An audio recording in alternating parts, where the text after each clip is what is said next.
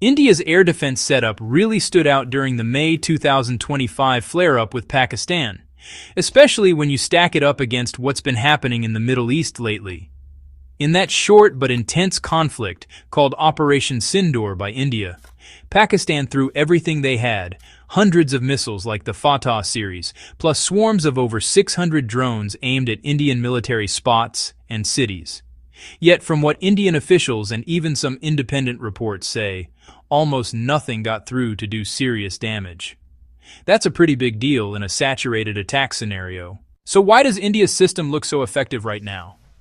It's not just one magic weapon, it's the whole layered, connected approach that makes the difference.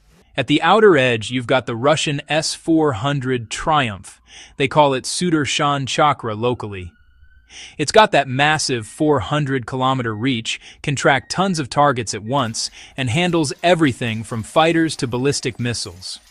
In Operation Sindoor, it reportedly pulled off some insane long-range kills, like downing Pakistani aircraft or even a high-value spy plane deep inside their territory, over 300 kilometers away in some claims.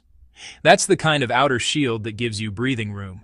Then you drop to medium range with homegrown stuff like Akash and the upgraded Akash NG, going out to 45 to 70 kilometers, plus the Indo-Israeli Barak-8 or MARSAM for cruise missiles and aircraft around 70 to 100 kilometers. These handled a lot of the drone swarms and shorter-range missiles coming in. Akash especially got praise for chewing through drone volleys, cheap threats that can exhaust expensive interceptors elsewhere. Closer in, quick reaction systems like QRSAM, which covers about 25 to 30 kilometers, and the Israeli Spider, along with even older gun-based point defenses such as the upgraded Pechora, L-70s, and Shilkas, mopped up anything that leaked through. They even, jury-rigged things like SAMAR, using surface-to-air missiles from air-to-air stocks for last-ditch drone defense. The real secret sauce, though, it's not the hardware alone, it's how it's all tied together. India's Integrated Air Command and Control System, or IACCS, for the Air Force, and the Army's Akashteer network glue everything. Radars, sensors, shooters into one real-time picture. Threats get handed off seamlessly.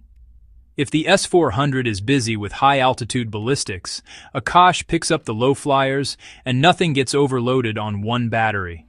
In saturation attacks, that's huge.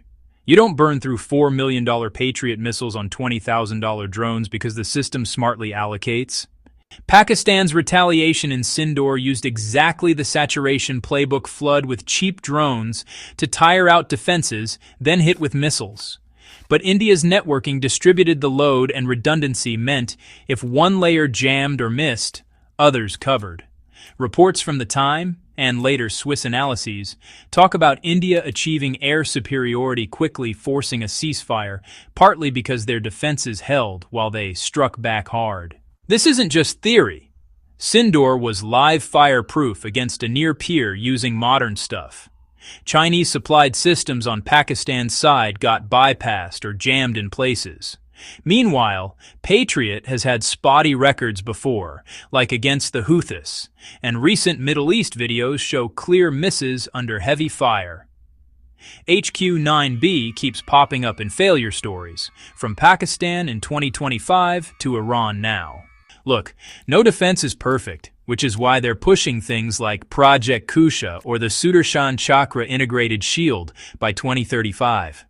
But right now, in 2026, with real combat validation against exactly the kind of swarm saturation that's exposing holes elsewhere, India's layered, networked system feels like one of the most battle-ready out there for high-intensity regional fights. It's less about being the best globally in every scenario, and more about being damn good at what it needs to do, right when it matters. Thank you for watching. If you found the video insightful, hit the like button and subscribe, and I will see you in the next video.